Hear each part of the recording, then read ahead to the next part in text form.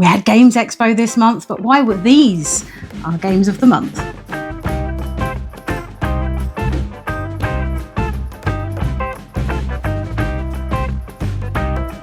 Welcome to Box Meeples. I'm Libby, this is Julian, and we are talking about our game of the month. Now, obviously, June straddles the UK Games Expo. I mean, we were both busy on booths, but you definitely managed to play more games than I did. Yeah, I played a lot of Final Girl, but I did manage to see quite a lot of other game demos, some of those. But the one that I have loved most throughout June was a game that wasn't new to me. No. It is this, quite frankly, masterpiece of a game, Luthier.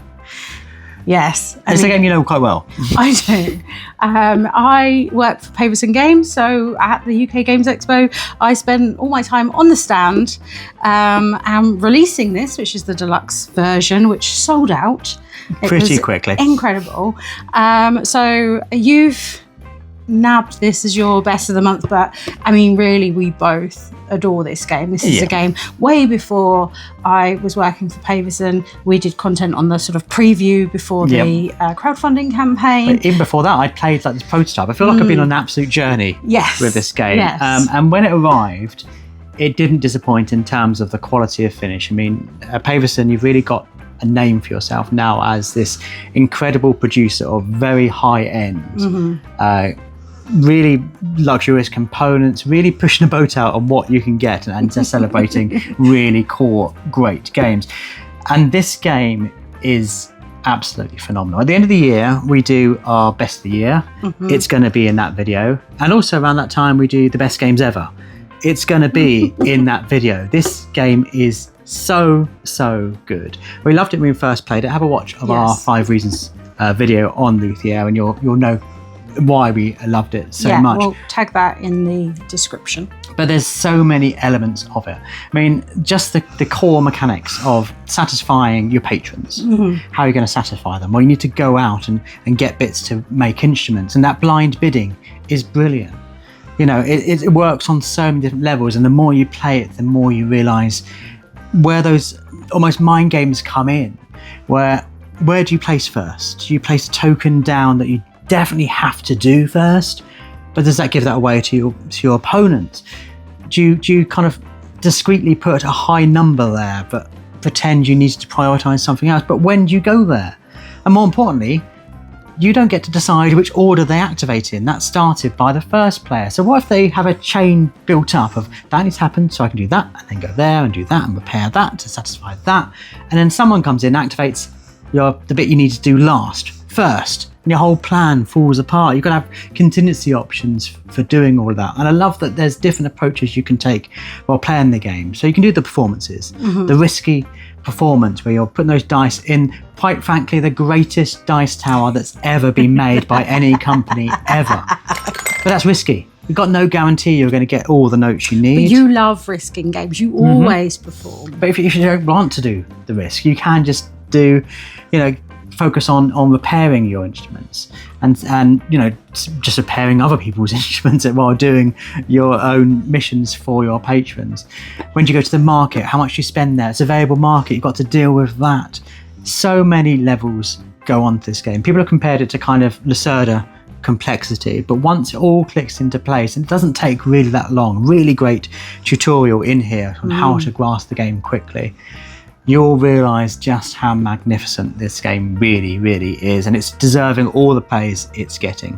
Yeah, and there's always something that you can do. Like, even if you haven't been able to do what was in your plan, there's always an option, which I really like. Sometimes games kind of push you out of something and you think, now what?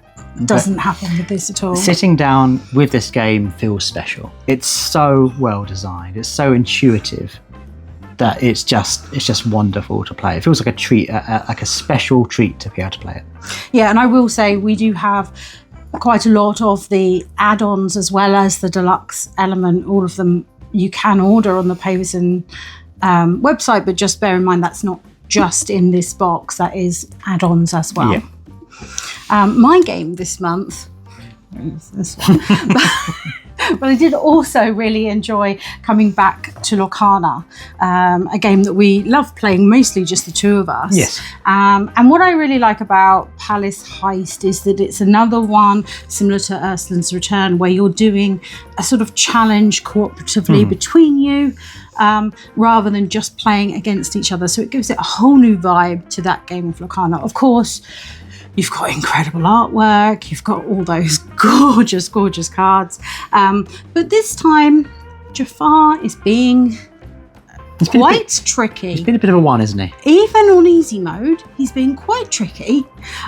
And he has this crown, and it's getting him lore every single round. And then if he has any of the locations on his board, you have to dispatch those before you can nab the crown back again. So it's this constant back and forth. Oh no, there's another location. Oh no, there's this other thing. Oh, he's just laid this card and it's taking the crown again. And you are trying to race to your 20 lore each. So it's not just the first person to it. You each have to get there. So you do have to work as a team before Jafar hits 40. And that sounds like, well, he's getting double the amount. Yeah. That seems fine. Like, how hard can that be? Well, let me tell you, we really struggled on these. We played a lot of Lorcana. I mean, to be fair, I did read one of my cards wrong. I'd been saving up for ages. I had an Olaf card that you have 9 ink to play. And I was like, oh, right, that would be good. Yeah, I'll just keep on inking. I'll keep getting out. And got to the 9 ink to finally be able to play it. Read the text and it was like, oh, you can minus the amount to be able to play it. So, yeah, we did make a few mistakes. Yeah. In our trials of this. That was just one of them. But even so, yeah, Jafar's the slippery little beast. I'm really enjoying these Lumineers quests. I mean, we've seen already the Gateway version, which if you haven't started Lorcana, just get that, learn all the rules. These are self-contained, and often the criticism of these collectible card games is you have to keep buying boosters. No, you've got everything you need in here to play, as you're saying, quite a tricky, intense gamer's kind of game. Yeah, you can add, so this, we played at 2 players and we just used the decks that came in here. Jafar has his own deck and then it comes with the 2 decks. You can add another 2 people to make it a 4-player against Jafar, and they would need to bring their own decks in. But we didn't play with any boosters, any additional cards. It comes with a lovely board to lay all Jafar's cards. And I'm really out, impressed with doing that now. They started doing that with the Gateway, so you haven't got little bits of paper anymore. Full on folding out, and even the components that you use to track your lore, and that you keep track of the cards and whether they've got minus or plus. I really like the sort of crowny hat thing that you mark Jafar's lore with. I think that's like quite a nice shape and quite different. So yeah, the lovely elements, and yeah, it's compact. We could take it away without the board in just the 3 decks and travel with it quite easily, but I mean, it's not too big a box to take away traveling anyway.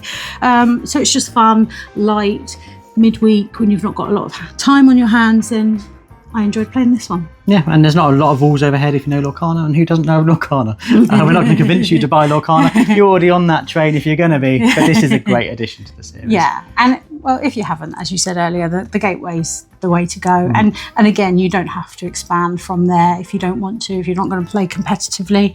We never have, and we still absolutely love it. We're not constantly buying the booster packs. We have constantly bought the booster packs. Kind of got a bit of control on that now. But we are trying to tame it slightly. But yes, this very much enjoyed. But what's been your game of the month? Do let us know in the comments down below. Maybe you saw something at UK Games Expo you really fell in love with and you're like, what a surprise that was.